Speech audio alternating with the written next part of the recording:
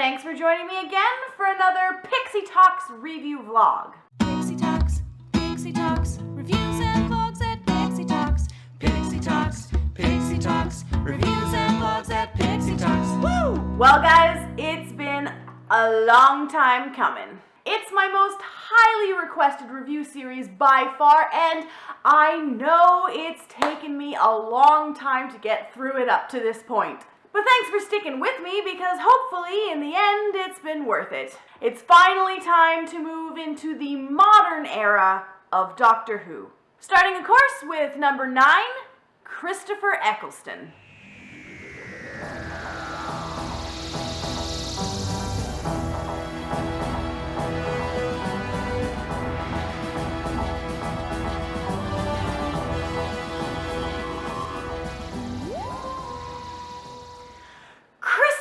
Eccleston, the 9th Doctor. Oh my goodness, I'm finally here! So let's get to it. So I can immediately tell a huge difference here between this and the classic stuff, and it's not just the updated graphics.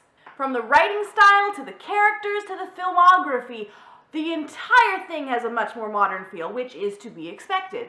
It's just really weird feeling after having watched the classic stuff to move into this, which feels much more in keeping with today's modern media. The series opens with our first companion for the new era, and one who will have a rather large part to play in the coming stories, Rose Tyler. And it's very apparent from the get-go that this is going to have a much larger focus on the companions than the classics ever did. It takes time to explore Rose and her life before ever introducing the Doctor, and when he is introduced, we get a much more of an outsider perspective of him. In the classics, the Doctor always felt like the main character, and the stories were generally told, more or less, from his point of view.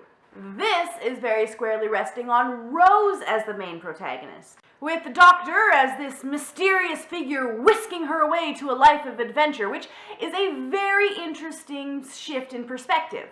There's also, to my absolute delight, a shift back to the weird fiction-y vibe that I got from the first 2 Doctors, which I loved ever so much. A lot of these episodes are downright spooky, specifically episodes like The Empty Child. Whew. There's also a major shift towards much more emotionally hard-hitting episodes like the modern introduction to the Daleks, which actually had me in tears over the plight of a Dalek. What are you doing to me, writers? The classics, as fun as they were, never once made me cry.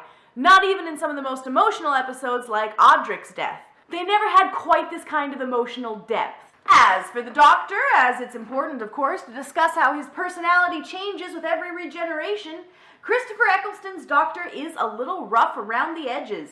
He has a hard exterior. He looks the part of a bad boy. He's fresh out of a war that destroyed his planet after all. And you can tell that the pain and trauma of that is still very fresh, and he is still very bitter. But beneath that exterior, you can tell that he's fun-loving and charming. He's got a playful streak that he quite likes indulging, and this is apparent in how he interacts with his companions. As for his companions, never before have I seen the writers develop such a deep and intimate bond before as the one that is demonstrated between the Doctor and Rose. Rose and the Doctor have such a special relationship that I can see why everyone was completely crazy about the 2 of them.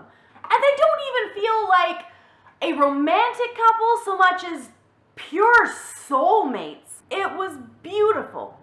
As for Rose, she is a fascinating character. She's adventurous and empathetic to a fault, but she's also a wee bit selfish and has trouble thinking through how her actions will affect others, as demonstrated in her stringing her boyfriend Mickey along while she chases after the Doctor. I thought Mickey deserved far, far better than she ever gave him, and watching the nuances of her various relationships was interesting to say the least. She's one of the most realistically and human-written characters I've seen in a long time. That is to say, she's not always entirely likable, but she is very, very personable. And Jack. Oh, Jack. How could I not love Jack? Of course, Jack stole my heart. Usually I find the incredibly cocky, overconfident, and flirtatious guy characters super annoying. But for some reason, I just can't find it in me to hate Jack Harkness. Maybe it's the dashing good looks and the roguish charm. Maybe it's the fact that he has a genuinely good heart and is always looking out for the people around him. Maybe it's just that he's so darn dedicated to hitting on everyone around him that you just can't help but laugh and smile. Whatever it is, you just can't not love him. Now I'm gonna be real with you guys. I very much enjoyed watching Classic Who. There's a lot of charm in those older stories. But it was also a bit of a slog to get through at times, and although I liked it, I didn't love it like I loved this. This is just a completely different level of brilliant writing and character development. It had me in tears as often as it had me grinning from ear to ear. The first season of the modern Doctor Who certainly set the bar high, and I'm nothing but eager to continue, as next up is what I know is most people's favorite, number 10.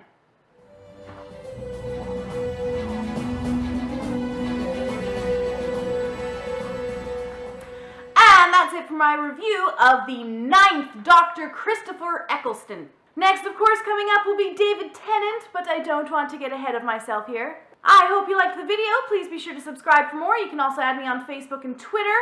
Although I'm not very active on Twitter anymore. I'm sorry. I'm trying, guys. I'm trying. And with that, I'll see you next week. Bye!